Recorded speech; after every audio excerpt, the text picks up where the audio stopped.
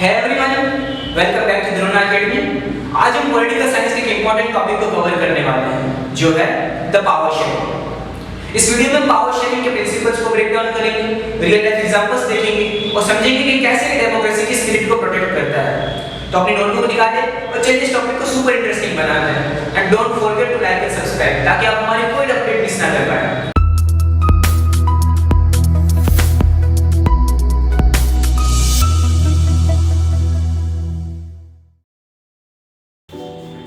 तो अब हम पावर शेयरिंग को बेल्जियम के एग्जांपल के जरिए समझेंगे। बेल्जियम यूरोप का एक छोटा सा देश है। एरिया वाइज हमारे इंडिया की हरियाणा जितना ही है।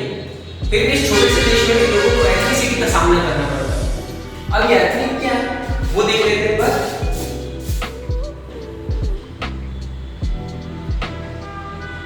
एथनिक टर्म का मतलब है social division,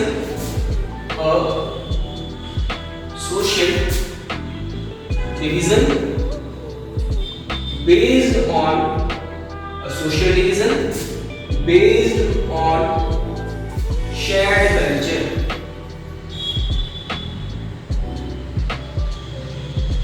A social division based on shared culture यानी लोगों को जब समाज के अंदर उनके कल्चर की वजह से बांट दिया जाता है या डिवाइड कर दिया जाता है तो हम उसको कहते हैं एथनिक। अब हम बेल्जियम का एथनिक कंपोजिशन समझेंगे। तो बेल्जियम को हम दो हिस्सों में बांट सकते हैं। जिसका नॉर्दर्न पार्ट है उसको कहते हैं फ्लेमिश रीजन, एंड जो साउदर्न पार्ट है बेल्जियम का उसको कहते हैं वलोनिया रीजन। अब यह इंटरेस्टिंग बात यह है कि जो फ्लेमिश रीजन है वहां पे ज्यादातर लोग डच स्पीकिंग है और ये पूरी पॉपुलेशन का करीब 59% कवर करती है। जो साउदर्न पार्ट है बेल्जियम का उसे वलोनिया रीजन कहते हैं। यहां पर कुल 40% पीपल रहते हैं और ये लोग फ्रेंच भाषा बोलते हैं। 49, 59 एंड 40 और जो रिमेनिंग 1% लोग हैं वो लोग हैं जर्मन स्पीकिंग। तो ये ओवरऑल बेल्जियम की पॉपुलेशन का एथनिक कंपोजिशन है। लेकिन जो उसकी कैपिटल सिटी है ब्रसेल्स, वहां पर मामला थोड़ा और इंटरेस्टिंग है।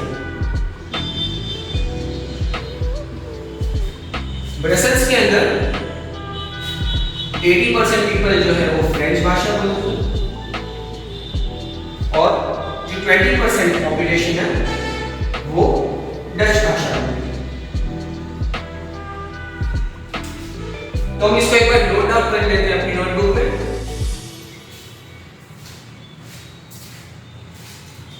तो आप इसको इस तरह अपनी कॉपी में नोट कर लीजिए। 59% of Belgian population live in Flemish region and speaks Dutch। यानी बेल्जियम की जो 59% की पॉपुलेशन थी वो नॉर्दर्न पार्ट यानी फ्लेमिश रीजन में रहती थी और ये डच भाषा बोलते थे। Second one 40% lives in Wallonia region and speaks French language। जो बाकी के 40% हैं वो नीचे साउदर्न बेल्जियम में रहते थे जिसको वलोनिया रीजन कहते हैं और वो कौन सी भाषा बोलते थे? फ्रेंच। अब जो रिमेनिंग 1% पीपल है वो लोग यहाँ रहते थे और ये लोग जर्मन भाषा बोलते थे। लेकिन जो इसकी कैपिटल सिटी थी यहाँ की बेल्जियम की जो कैपिटल है ब्रसेल, वहां पर केस थोड़ा अलग है क्योंकि वहां पर 80% लोग फ्रेंच भाषा बोलते हैं और 20% लोग डच भाषा बोलते हैं। तो यह है बेल्जियम का एथनिक कंपोजिशन। अब इतनी सारी एथनिक वैरायटी होने की वजह से इन लोगों में किसी तरह का डिस्क्रिमिनेशन या किसी तरह का रियार ना हो, इसलिए बेल्जियम ने कई सारे स्टेप्स लिए। तो अब हम पढ़ेंगे अकोमोडेशन इन बेल्जियम। तो बेल्जियम के अंदर सब लोग एक साथ शांति से रह सके इसके लिए बेल्जियम की गवर्नमेंट ने ईयर 1970 से 1993 तक बेल्जियम की कॉन्स्टिट्यूशन को 4 बार अमेंड किया। They amended the constitution for the 4 times और इस 4 बार अमेंडमेंट में उन्होंने बहुत सारे मॉडल्स को इंप्लीमेंट किया। क्या? सबसे पहले तो जो डच स्पीकिंग और फ्रेंच स्पीकिंग लोग थे उनका नंबर इक्वल था सेंट्रल गवर्नमेंट के। In central government the number of Dutch speaking and French speaker are equal. फिर जो सेंट्रल गवर्नमेंट की पावर थी उसमें से कई पावर दोनों रीजन की स्टेट गवर्नमेंट को सौंप दी गई। Many power of the central government are given to state government of both the region। और ये जो स्टेट गवर्नमेंट थी वो सेंट्रल गवर्नमेंट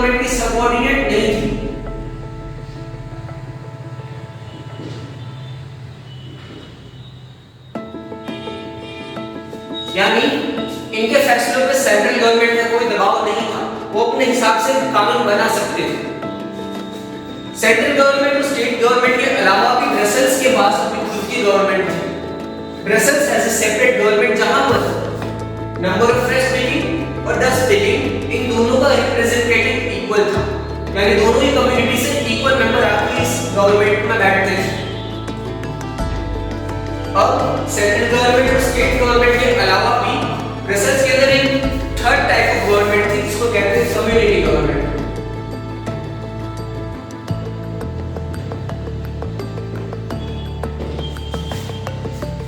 समझ आ रहा है?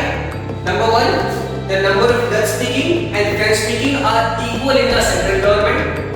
Many power of the central government are given to both the regions state government.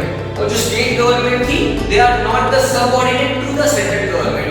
यानी वो अपने हिसाब से फैसले ले सकती थी और उनके फैसलों पर central government का कोई रोक टोक नहीं था।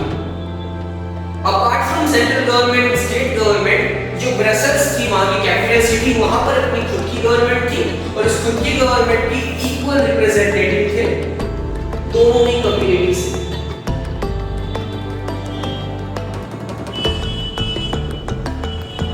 Okay, and apart from central government in state government there exist a third type of government which is called community government, जो कि कम्युनिटी के अंदर हो रहे मतभेद, राइट्स, इन सब के बारे में डिस्कशन डिबेट्स करती है। तो हम इसको वर्ड्स में नोट डाउन कर लेते हैं। सो स्टूडेंट्स, अक्सर एग्जाम में सवाल आता है एक्सप्लेन अकोमोडेशन इन बेल्जियम। वो लोग इसमें कंफ्यूज हो जाते हैं, जबकि इसका आंसर एकदम इजी है। कैसे लिखेंगे? To enable everyone to live together Belgium amended the constitution for 4 times. हर किसी को एक साथ शांति से रहने के लिए ये 1970 से 1993 तक यानी 23 इयर्स के इस गैप में बेल्जियम ने अपने कॉन्स्टिट्यूशन को 4 बार अमेंड किया और इसके जो की एलिमेंट्स हैं वो आपको एग्जाम में लिख देने हैं। Number 1, the number of Dutch and French speaking people या मिनिस्टर्स, जो डच और फ्रेंच मिनिस्टर्स थे जो सेंट्रल गवर्नमेंट के अंदर बैठते थे उनका नंबर इक्वल था। The number of Dutch and French ministers should be equal in the central government. Clear है? Second one, many powers of the central government are given to the state government. बहुत सी केंद्रीय सरकार की ताकतों को राज्य सरकार या स्टेट गवर्नमेंट को दे दिया गया दोनों ही रीजन, फ्लेमिश रीजन और वलोनिया रीजन। थर्ड, जो इनकी कैपिटल सिटी थी Brussels, Brussels has a third type of government जहां पर दोनों ही कम्युनिटी से इक्वल रिप्रेजेंटेटिव आके बैठते थे। Clear? Fourth, apart from central government and state government there exist a third type of government जिसको हम कहते हैं कम्युनिटी गवर्नमेंट, जो कि इन कम्युनिटीज में हो रहे विवादों की बातों को सुनते थे, डिबेट डिस्कशन करते थे और लास्ट में अपना डिसीजन सुनाते थे। एक बार फिर से रिवाइज कर लेते हैं। To enable everyone live together, Belgium amended the constitution for 4 times from year 1970 to 1993. And what are the key elements of this amendment? Number 1, the number of Dutch and French speaking ministers should be equal in the central government. Central government के अंदर जो Dutch और French speaking ministers थे उनका number एकदम equal. Second, many power of the central government की बहुत सी powers को ले जाकर स्टेट गवर्नमेंट को दे दी गई और state government they are not subordinate to the central government, यानी वो उनके हुक्म का पालन करे या ना करे वो स्टेट गवर्नमेंट डिसाइड करते हैं। थर्ड, जो इनकी कैपिटल सिटी थी बेल्जियम की Brussels has a separate government जहां पर दोनों कम्युनिटी से इक्वल रिप्रेजेंटेटिव्स आके बैठते थे। And fourth, apart from central government state government there exist a third type of government जिसको कहते हैं community government. So that's all, यही हमारा अकोमोडेशन इन बेल्जियम। एग्जाम में अगर सवाल आए तो आपको ये 4 पॉइंट्स लिखने हैं। तो यहाँ पर हमारा बेल्जियम का एग्जांपल खत्म होता है कि बेल्जियम में किस तरह से उन लोगों ने पावर को शेयर किया और एक इफेक्टिव रिजल्ट निकला। हमने देखा कि किस तरह बेल्जियम ने इतनी सारी कल्चरल डाइवर्सिटीज होने के बावजूद भी कुछ इफेक्टिव स्टेप्स लेकर पावर को इक्वली डिस्ट्रीब्यूट किया और सभी कम्युनिटी के इंटरेस्ट को बनाए रखा। अब हम एक दूसरे देश के बारे में जानेंगे जहां भी लोगों के कल्चरल डाइवर्सिटी एक दूसरे से काफी अलग था। लेकिन क्या वहां की सरकार ने भी पावर को इक्वली डिस्ट्रीब्यूट किया, या किसी एक कम्युनिटी के अंदर ज्यादा पावर देके वहां पर सुप्रीमेसी कायम की? तो अब हम जिस देश के बारे में जानेंगे वो है श्रीलंका। श्रीलंका हमारा सबसे नजदीकी देश है, जो कि तमिलनाडु से कुछ ही किलोमीटर दूरी पर है। यहाँ पर टोटल 2 करोड़ पॉपुलेशन रहती है, और ये पॉपुलेशन मेनली 2 ग्रुप में डिवाइडेड है। पहले वो लोग जो सिंहेला लैंग्वेज बोलते हैं, जिन्हें हम सिंहेलीज कहते हैं, और दूसरे वो लोग जो तमिल लैंग्वेज बोलते हैं। अब जो सिंहेलास पीपल है वो वहां की मेजॉरिटी ऑफ पॉपुलेशन को कवर करते हैं, यानी टोटल 74% श्रीलंका की पॉपुलेशन सिंहेला लैंग्वेज बोलती है। और जो रेस्ट ऑफ द कम्युनिटी है तमिल, उसको हम 2 सब ग्रुप में बांट सकते हैं। पहले है नेटिव तमिल, जो वहां के रहने वाले मूल निवासी। नेटिव तमिल टोटल वहां की पॉपुलेशन का 13% कवर करते हैं। एंड दूसरे हैं इंडियन तमिल, जो कि माइग्रेटेड टू इंडिया से, और वो फिर श्रीलंका में जाके बसते हैं, और वो भी टोटल 5%, यानी मिला के टोटल 18% पॉपुलेशन है जो कि तमिल स्पीकर है। 18% तमिल स्पीकर, 74% सिंहेला स्पीकर। अब यहाँ पे होता यूं है कि इंडिया के ठीक 1 साल बाद श्रीलंका को इंडिपेंडेंस मिल जाती है, लेकिन जैसे इंडिपेंडेंस होती है ईयर 1948 में, जो श्रीलंका की जो गवर्नमेंट होती है वो सिंहेला की मेजॉरिटी की वजह से अपनी गवर्नमेंट बना लेती है, लेकिन फिर वो श्रीलंका के अंदर मेजॉरिटी रूल एस्टैब्लिश कर देती है। अब ये मेजॉरिटी रूल क्या है और इससे सिंहेलास की पॉपुलेशन को क्या दिक्कत हुई, उसके ऊपर से एग्जाम में क्वेश्चन आते हैं, तो इसका आंसर कैसे लिखेंगे वो चलिए हम जानते हैं। तो अब तक हमने देखा कि 1948 में श्रीलंका को इंडिपेंडेंस मिल जाती है, और इंडिपेंडेंस के ठीक बाद जब वहां पर डेमोक्रेटिक इलेक्शंस होते हैं, तो इलेक्शन में जो पार्टी जीत के आती है वो बनती है सिंहेलास की मेजॉरिटी की वजह से।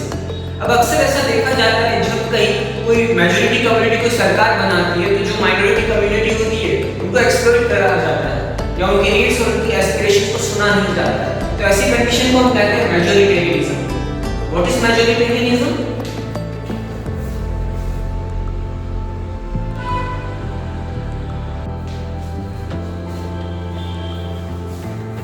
So here we have the definition of majoritarianism. What is majoritarianism? A belief that only majority community should rule the country. एक ऐसा belief जहाँ majority community को ये लगता है कि उन्हीं को देश चलाना चाहिए, disregarding the needs and aspirations of minorities. तो जब ऐसी सिचुएशन आती है किसी देश में, तब उसको कहते हैं majoritarianism. अब श्रीलंका के अंदर majoritarianism कैसे परफॉर्म हो रहा था, चलिए वो समझते हैं। तो यहाँ पर है majoritarianism के इम्पैक्ट्स जो श्रीलंका में पड़े। सबसे पहला इम्पैक्ट ये था कि 1956 का जो एक्ट पास हुआ था उसने सिंहेलास को ऑफिशियल लैंग्वेज का स्टेटस दे दिया, और जितने भी तमिल्स थे उनको उसमें जरा भी इंपॉर्टेंस नहीं दी।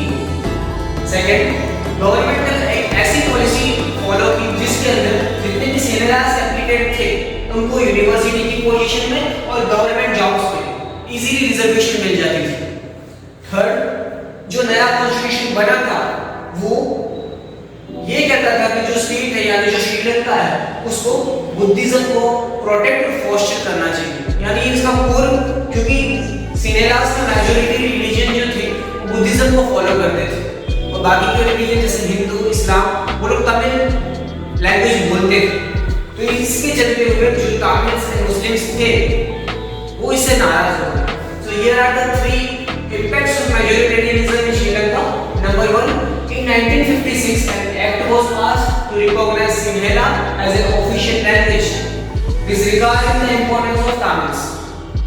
दूसरा, गवर्नमेंट ने ऐसी पॉलिसी फॉलो की जिसके चलते जितने भी सिंहेला एप्लीकेंट थे they got university positions and government job easily. Third, जो नया कॉन्स्टिट्यूशन बना था stipulated the state should protect and foster Buddhism. तो इन कुछ कार्य के चलते श्रीलंका में फिर सिविल वॉर स्टार्ट हो गया, तो श्रीलंका की इकोनॉमी एकदम बुरी तरह से डिस्टर्ब हो गई। तो आज की वीडियो में बस इतना ही।